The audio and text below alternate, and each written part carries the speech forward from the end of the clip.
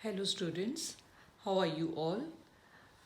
आज हम अपना क्लास 12th का पहला चैप्टर शुरू करने जा रहे हैं जिसका नाम है solid states. Solid states. Matter की 3 स्टेट्स होती हैं, सॉलिड, लिक्विड एंड गैस, जिसमें से हम पढ़ेंगे सॉलिड स्टेट। सॉलिड्स जो होते हैं वो रिजिड होते हैं। Solids are rigid. लेकिन क्यों रिजिड होते हैं? Because they have definite shape and volume. क्योंकि इनकी शेप और वॉल्यूम डेफिनेट रहता है, एक जैसा रहता है, इसलिए सॉलिड्स जो होते हैं वो रिजिड होते हैं। आगे है टाइप्स ऑफ सॉलिड्स। सॉलिड्स कितनी तरह के होते हैं? सॉलिड्स 2 तरह के हैं, क्रिस्टलाइन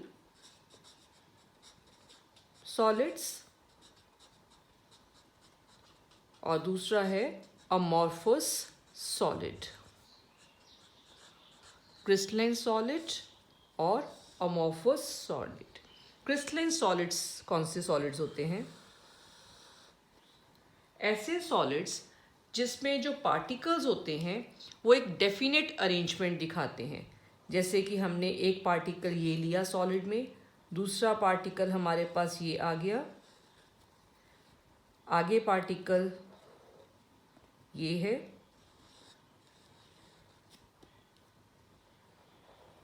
अब देखो एक रेगुलर सा अरेंजमेंट बन रहा है पार्टिकल्स का। जितनी दूर तक हम चले जाएं, पार्टिकल का अरेंजमेंट एक जैसा ही अगर रहेगा तो उस सॉलिड को कहते हैं क्रिस्टलाइन सॉलिड। या हम ये कह सकते हैं कि इनमें लॉन्ग रेंज ऑर्डर है। क्रिस्टलाइन सॉलिड्स में लॉन्ग रेंज ऑर्डर है। अमॉर्फस सॉलिड्स में जैसे हमने ये लिया,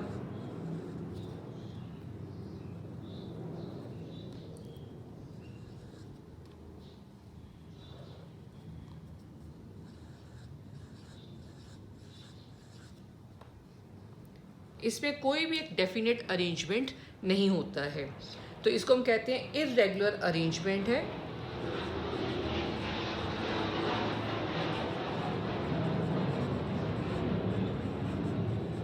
या कहेंगे कि अमॉर्फस सॉलिड्स में शॉर्ट रेंज ऑर्डर होता है, थोड़ी दूर तक ये अरेंजमेंट दिखाते हैं, उसके बाद इनका अरेंजमेंट क्या हो जाता है? इर्रेगुलर सा हो जाता है।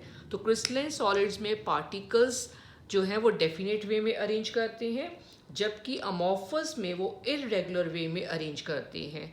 तो इसके लिए हम वर्ड यूज़ करते हैं that they have long range order, और अमॉर्फस में क्या होता है? एक शॉर्ट रेंज ऑर्डर ही होता है।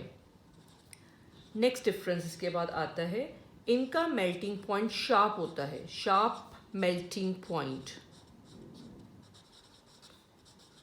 शार्प मेल्टिंग पॉइंट मतलब एक ही फिक्स मेल्टिंग टेम्परेचर होता है। जब कभी भी हम ऑब्जर्व करेंगे क्रिस्टलाइन सॉलिड का मेल्टिंग पॉइंट, तो एक मेल्टिंग पॉइंट जो है वो फिक्स रहेगा उस क्रिस्टलाइन सॉलिड का, हर बार वो वही मेल्टिंग पॉइंट दिखाएगा। जबकि अमॉर्फस सॉलिड्स में क्या होता है? They melt over a range of temperature. कोई एक मेल्टिंग टेम्परेचर फिक्स नहीं है, they melt over a range of temperature. जैसे कि प्लास्टिक्स जो होते हैं वो अमॉर्फस सॉलिड हैं, तो कोई एक फिक्स टेम्परेचर नहीं है इस प्लास्टिक का, कभी वो 100 पे मेल्ट कर रहा है, कभी 110 पे मेल्ट कर रहा है, तो they melt over a range of temperature. इसका रीज़न ये होता है कि उनमें अरेंजमेंट पार्टिकल्स का कभी भी फिक्स नहीं होता है, वो इरेगुलर होता है। थर्ड होता है प्रॉपर्टी, ये एन आइसोट्रॉपी दिखाते हैं। क्रिस्टलाइन सॉलिड्स क्या दिखाते हैं? N isotropy. और अमॉर्फस दिखाते हैं आइसोट्रॉपी। अब ये पॉइंट याद रखने वाला है, क्रिस्टलाइन में एन आइसोट्रॉपी है, जबकि अमॉर्फस में क्या है? आइसोट्रॉपी है। एन आइसोट्रॉपी का मतलब क्या है कि क्रिस्टलाइन सॉलिड्स में अगर हम कोई प्रॉपर्टी जैसे कि इलेक्ट्रिकल कंडक्टिविटी मेजर करते हैं या रिफ्रैक्टिव इंडेक्स की वैल्यू को मेजर करते हैं, तो डिफरेंट डिफरेंट डायरेक्शंस में जो वैल्यू है इनकी वो अलग लगाएगी। जबकि अमॉर्फस में जब हम ये प्रॉपर्टीज़ को मेजर करते हैं, किसी भी डायरेक्शन से हम मेजर करें, उसकी जो वैल्यू है वो क्या आएगी, सेम आएगी। अब इसका रीज़न ये है, जैसे कि ये क्रिस्टलाइन सॉलिड हमने एक लिया,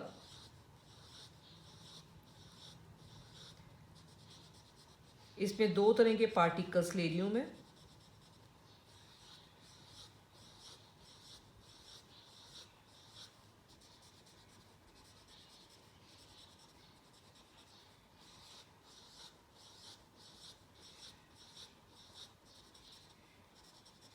ये इनका अरेंजमेंट है पार्टिकल्स का।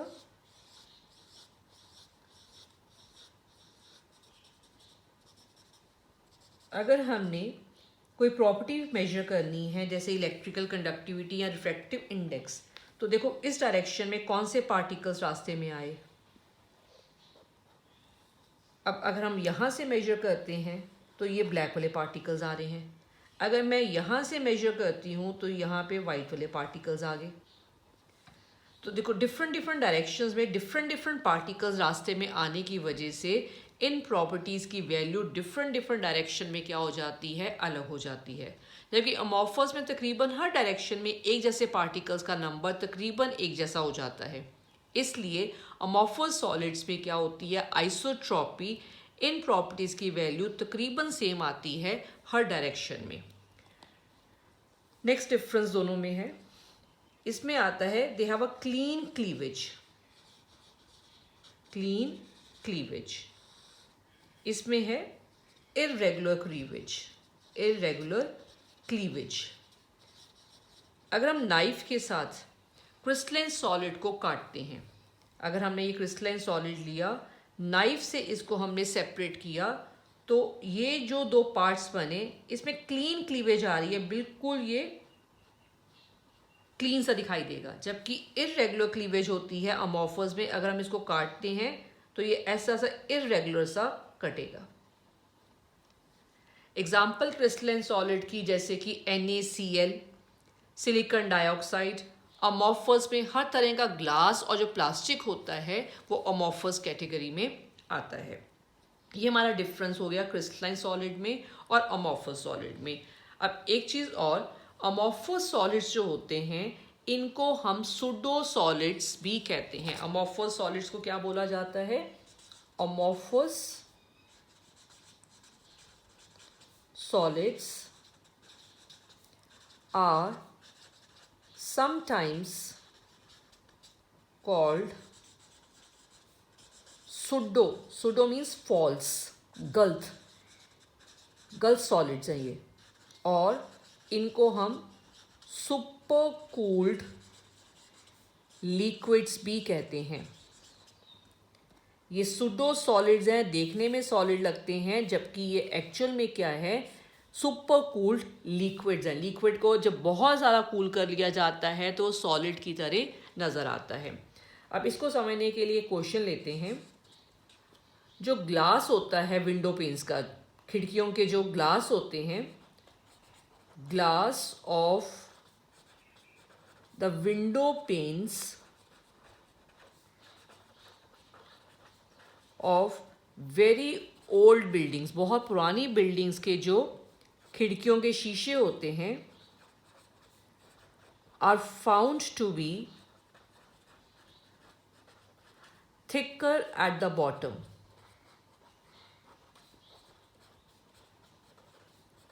अगर हम इनको देखें तो ये नीचे से क्या होते हैं, थोड़े से थिक होते हैं। ऐसा क्यों होता है? इसका आंसर है बिकॉज जो ग्लास है वो अमॉर्फस सॉलिड है।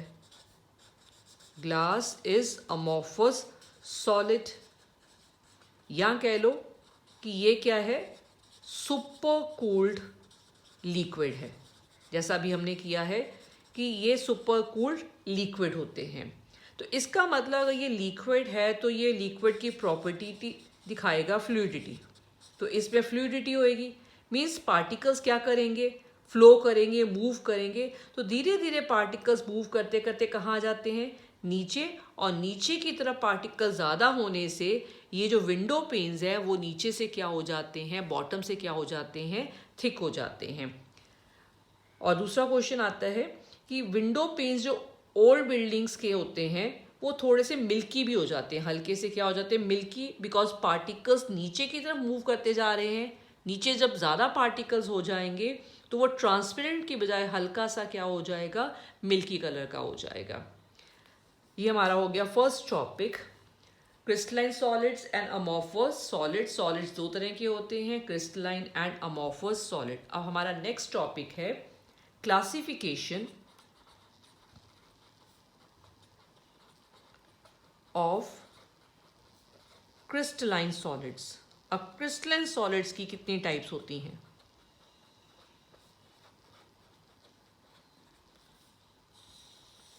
क्रिस्टलाइन सॉलिड्स 4 टाइप्स के होते हैं। 4 types of crystalline solids. First type है आयनिक सॉलिड, सेकंड है मॉलिक्यूलर सॉलिड्स,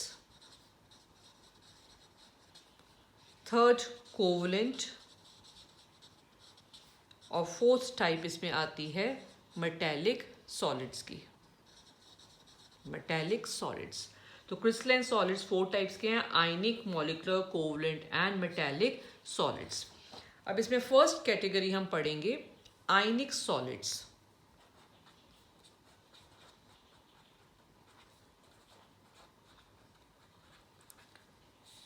आयनिक सॉलिड्स में कौन से कॉन्स्टिट्यूएंट पार्टिकल्स हैं, कौन से पार्टिकल्स मिलके जो हैं वो आयनिक सॉलिड बनाते हैं, इनके बीच में कौन सी बॉन्डिंग है या अट्रैक्टिव फोर्स है, इनकी प्रॉपर्टीज़ क्या हैं, और इनकी एग्जांपल्स पढ़ेंगे हम। पहले है कॉन्स्टिट्यूएंट पार्टिकल्स, कौन से पार्टिकल्स मिलके आयनिक सॉलिड्स बनाते हैं। सेकंड है कौन सी बॉन्डिंग है इनमें या अट्रैक्टिव फोर्सेस हैं इनमें, बॉन्डिंग या अट्रैक्टिव फोर्सेस। थर्ड प्रॉपर्टीज, और नेक्स्ट है इनकी एग्जाम्पल। अब कौन से कॉन्स्टिट्यूएंट पार्टिकल्स होते हैं आयनिक सॉलिड्स में? पॉजिटिव एंड नेगेटिव आयन, इनमें होते हैं cations and anions, positive ions and negative ions, या हम इनको सिंपली आयंस बोल देते हैं कि आयंस मिलके क्या बनाते हैं, आयनिक सॉलिड। और इनके बीच में कौन सी फोर्सेस होती हैं? आयनिक सॉलिड्स में सबसे स्ट्रॉन्ग फोर्सेस होती हैं जिनको हम कहते हैं इलेक्ट्रोस्टैटिक फोर्स ऑफ अट्रैक्शन, या इसके लिए दूसरा वर्ड यूज करते हैं coulombic forces, coulombic forces. Properties क्या होती हैं आयनिक सॉलिड्स की?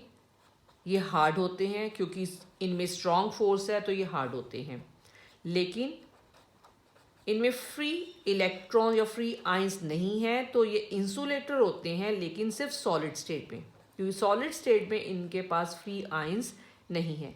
लेकिन ये कंडक्टर्स हो जाते हैं कब? जब इनको मोल्टन स्टेट में लेते हैं या इनको एक्वस फॉर्म में लिया जाता है, पानी में डिसॉल्व करके, या मोल्टन फॉर्म में अगर हम आयनिक सॉलिड को लेते हैं तो वो कंडक्टर ऑफ इलेक्ट्रिसिटी बन जाता है। Example sodium chloride, magnesium oxide, calcium fluoride, जिनमें कैटायन और क्या होते हैं, अनाइंस होते हैं। ये है आयनिक सॉलिड्स, इनके कॉन्स्टिट्यूएंट पार्टिकल्स, इनके बीच में कौन सी फोर्स ऑफ अट्रैक्शन है, इनकी प्रॉपर्टीज और एग्जाम्पल्स। अब है second type of the crystalline solid, जिसको हम क्या बोलते हैं, मॉलिक्यूलर सॉलिड, मॉलिक्यूलर सॉलिड्स। नाम से क्लियर है कि इनमें कॉन्स्टिट्यूएंट पार्टिकल्स कौन से हैं, मॉलिक्यूल्स हैं, लेकिन ये फर्दर जो हैं 3 टाइप के होते हैं। पहली टाइप है नॉन पोलर मॉलिक्यूलर सॉलिड्स। अब इनमें कॉन्स्टिट्यूएंट पार्टिकल्स कौन से हैं? इनके बीच में कौन सी अट्रैक्टिव फोर्सेस हैं, प्रॉपर्टीज और इनकी examples. Constituent particles, forces, properties and example. अब जैसे मैंने कहा था मॉलिक्यूलर सॉलिड नाम से क्लियर है कि इनके कॉन्स्टिट्यूएंट पार्टिकल्स कौन से हैं, मॉलिक्यूल्स हैं। Constituent particles here are molecules. और इनमें कौन सी फोर्सेस हैं, नॉन पोलर जो मॉलिक्यूलर सॉलिड्स होते हैं उनमें बहुत ही वीकेस्ट फोर्सेस जो हमने पढ़ी हुई हैं 11th में, डिस्पर्जन फोर्सेस कहते हैं इनको, या इनका दूसरा नाम क्या है, लंडन फोर्सेस। इनमें डिस्पर्जन फोर्सेस हैं या कौन सी फोर्सेस हैं, लंडन फोर्सेस। क्योंकि वीक फोर्सेस हैं, बहुत ही वीक, तो ये सॉफ्ट होते हैं। मॉलिक्यूल्स हैं, कोई आयन नहीं है फ्री, कोई इलेक्ट्रॉन नहीं है, तो they are insulators. Weak force है तो इनके मेल्टिंग पॉइंट्स क्या होते हैं, लो होते हैं। नॉन पोलर मॉलिक्यूल की एग्जांपल में नोबल गैसेस आती हैं, या नॉन पोलर मॉलिक्यूल जैसे hydrogen, iodine, carbon dioxide, carbon tetrachloride, ये एग्जांपल्स हैं नॉन पोलर मॉलिक्यूलर सॉलिड्स की। नॉन पोलर के बाद second type of molecular solid is polar. अब फिर से कॉन्स्टिट्यूएंट पार्टिकल्स इनमें कौन से वाले हैं, मॉलिक्यूल्स हैं। क्योंकि ये पोलर हैं तो पोलर में पोल्स में कौन सी अट्रैक्टिव फोर्सेस होती हैं, dipole dipole interactions. Dipole dipole interactions, ये भी फोर्सेस ज़्यादा स्ट्रांग नहीं है तो ये सॉफ्ट होते हैं। मॉलिक्यूल्स हैं तो ये भी इंसुलेटर्स हैं, और इनके भी मेल्टिंग पॉइंट्स क्या होते हैं, लो होते हैं, low melting points. Example HCl and sulphur dioxide. अब इसको समझने के लिए मैं HCl की एग्जाम्पल ले रही हूँ। अगर हम HCl मॉलिक्यूल लेते हैं तो देखो HCl में ये HCl मॉलिक्यूल लिया, ये नेक्स्ट HCl मॉलिक्यूल। इन मॉलिक्यूल्स के बीच में जो फोर्स ऑफ अट्रैक्शन है इसका नाम क्या है, dipole dipole interaction. Dipole dipole interactions कैसे, ये ज़्यादा इलेक्ट्रोनेगेटिव है Cl, तो इसके ऊपर पार्शियल नेगेटिव चार्ज आएगा, हाइड्रोजन पे पार्शियल पॉजिटिव चार्ज आएगा। सब मॉलिक्यूल्स में हाइड्रोजन पे पार्शियल पॉजिटिव चार्ज और Cl पे पार्शियल नेगेटिव चार्ज। एक मॉलिक्यूल का नेगेटिव पार्ट दूसरे मॉलिक्यूल के पॉजिटिव पार्ट को अट्रैक्ट कर रहा है, ये जो अट्रैक्शन है दो मॉलिक्यूल्स के बीच में, इसका नाम है डाइपोल डाइपोल इंटरेक्शन। ये जो पोल्स बने हैं डाइपोल्स, जिसकी वजह से एक मॉलिक्यूल का नेगेटिव दूसरे मॉलिक्यूल के पॉजिटिव पार्ट को अट्रैक्ट करता है, so that interaction is called dipole dipole interaction. अब third type of molecular solid is hydrogen bonded molecules. Hydrogen bonded molecules में मॉलिक्यूल्स हैं तो इनके भी कॉन्स्टिट्यूएंट पार्टिकल्स कौन से होंगे, मॉलिक्यूल्स ही होंगे। अब कौन सी अट्रैक्टिव फोर्सेस हैं, थोड़ी सी स्ट्रॉन्ग है, जिसका नाम है हाइड्रोजन बॉन्डिंग। हाइड्रोजन बॉन्डेड से ही क्लियर है कि इनमें जो बॉन्डिंग है उसका नाम है hydrogen bonding. Bonding word use करते हैं जब अट्रैक्शन जो होती है वो स्ट्रॉन्ग हो जाती है। अब बॉन्डिंग थोड़ी सी स्ट्रॉन्ग है तो ये थोड़े से हार्ड हो जाते हैं, लेकिन अभी भी कोई फ्री आयन वगैरह नहीं है इनके पास, ना इलेक्ट्रॉन है, तो ये इंसुलेटर्स हैं। और मेल्टिंग पॉइंट्स इनके क्या हैं, लो ही हैं। एग्जाम्पल वाटर आइस की फॉर्म में एंड अमोनिया। अब इसको समझने के लिए मैं एग्जांपल ले रही हूँ वाटर की। ये एक वाटर का मॉलिक्यूल है, इसके ऊपर हमने पढ़ा पार्शियल नेगेटिव चार्ज होता है, इनके ऊपर पार्शियल पॉजिटिव चार्ज है। अब एक और मॉलिक्यूल वाटर का लिया, इसके ऊपर पार्शियल पॉजिटिव चार्ज है, ये नेगेटिव है, यहाँ पे कौन सा चार्ज है, पॉजिटिव। तो ये जो एक मॉलिक्यूल जो है वो दूसरे मॉलिक्यूल के, इसका नेगेटिव पार्ट दूसरे मॉलिक्यूल के पॉजिटिव पार्ट को अट्रैक्ट कर रहा है, लेकिन अट्रैक्शन स्ट्रांग होगी बिकॉज यहाँ पे इलेक्ट्रोनेगेटिव एलिमेंट आ गया ऑक्सीजन। जब भी हाईली इलेक्ट्रोनेगेटिव एलिमेंट FO या N हाइड्रोजन के साथ लिंक होते हैं तो इन मॉलिक्यूल्स के बीच में जो अट्रैक्शन है वो स्ट्रांग हो जाती है और इसका नाम क्या हो जाता है, हाइड्रोजन बॉन्डिंग। अब ऐसे ही ये अगले मॉलिक्यूल के हाइड्रोजन को अट्रैक्ट करेगा, ये अगले मॉलिक्यूल के हाइड्रोजन को अट्रैक्ट करेगा। अब ये बॉन्डिंग थोड़ी सी स्ट्रांग है तो जिसकी वजह से ये क्या हो जाते हैं, हार्ड हो जाते हैं। ये हो गया हमारा second type of crystalline solid, जिसको हम क्या कहते हैं, मॉलिक्यूलर सॉलिड, जिसकी 3 टाइप थी, नॉन पोलर, पोलर और हाइड्रोजन बॉन्डेड। अब third type of crystalline solid जिसका नाम है कोवलेंट सॉलिड्स, या इसको हम जो है नेटवर्क सॉलिड भी कहते हैं। कोवलेंट सॉलिड या क्या बोलेंगे इसको, नेटवर्क सॉलिड्स। अब इनमें कॉन्स्टिट्यूएंट पार्टिकल्स कौन से हैं, इनमें कॉन्स्टिट्यूएंट पार्टिकल्स हैं एटम्स, कॉन्स्टिट्यूएंट पार्टिकल्स। देन कौन सी बॉन्डिंग है इनमें या अट्रैक्टिव फोर्सेस कौन सी हैं इनमें, इनकी प्रॉपर्टीज और इनकी एग्जाम्पल्स। इनमें कॉन्स्टिट्यूएंट पार्टिकल्स का नाम है एटम्स और बॉन्डिंग कौन सी है, नाम से ही क्लियर है, कोवलेंट सॉलिड्स हैं तो बॉन्डिंग होएगी कोवलेंट बॉन्डिंग। अब कोवलेंट बॉन्डिंग जो है वो स्ट्रॉन्ग है comparison to dispersion, dipole dipole and hydrogen bonding. तो इसका मतलब ये सॉलिड्स थोड़े से हार्ड होंगे, लेकिन एक एक्सेप्शन है ग्रेफाइट। ग्रेफाइट जो है वो कोवलेंट सॉलिड है लेकिन वो सॉफ्ट होता है। नेक्स्ट प्रॉपर्टी है ये इंसुलेटर्स होते हैं, क्योंकि फिर से इनमें कोई भी फ्री आयन या फ्री इलेक्ट्रॉन नहीं है तो कोवलेंट सॉलिड्स क्या होते हैं, इंसुलेटर्स। लेकिन फिर से एक्सेप्शन हमारे पास कौन सी आ जाती है इसमें, ग्रेफाइट।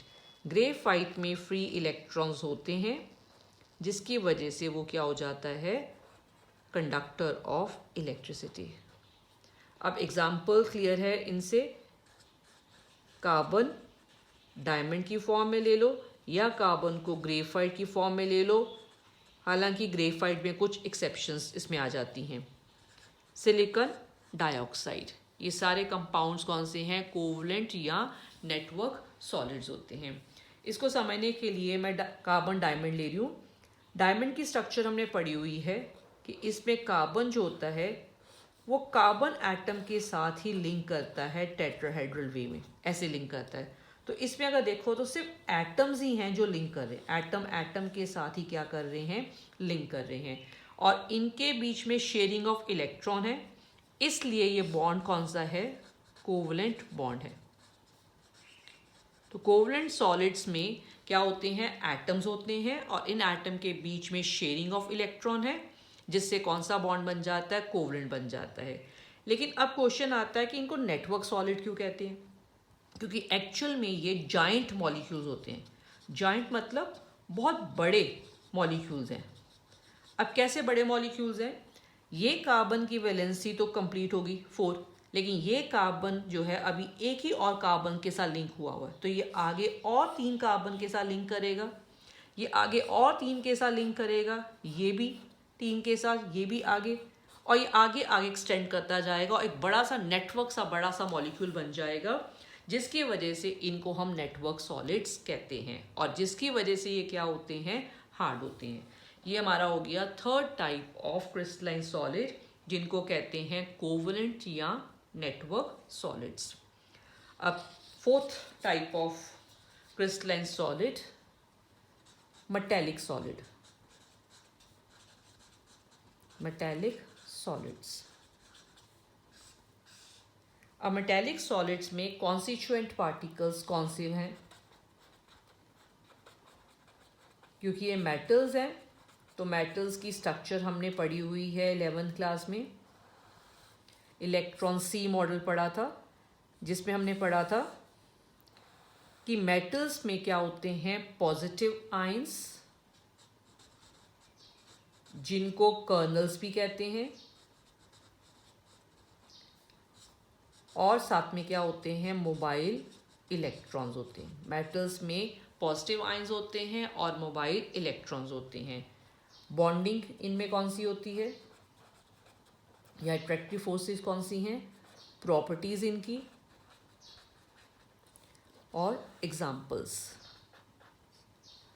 मेटेलिक सॉलिड्स में जो बॉन्डिंग है उसका नाम है मेटेलिक बॉन्डिंग, मेटेलिक बॉन्ड्स होते हैं इनमें।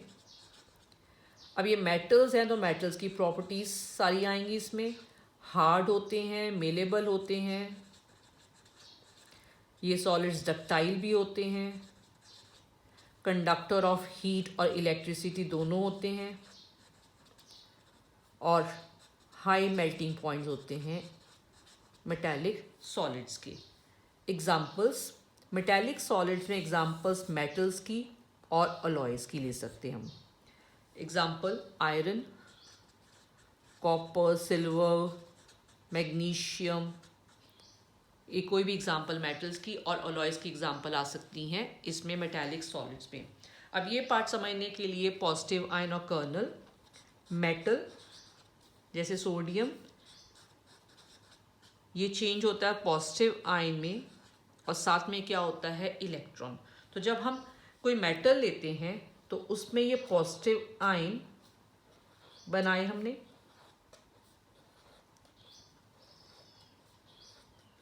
लेकिन पॉजिटिव आयन के साथ साथ इनमें ये इलेक्ट्रॉन्स जो हैं वो लास्ट शेल के भी हैं। तो सोडियम के केस में एक ही इलेक्ट्रॉन है लास्ट शेल में, इसको मैं यहाँ पे सेपरेटली बना रही हूँ ऐसे।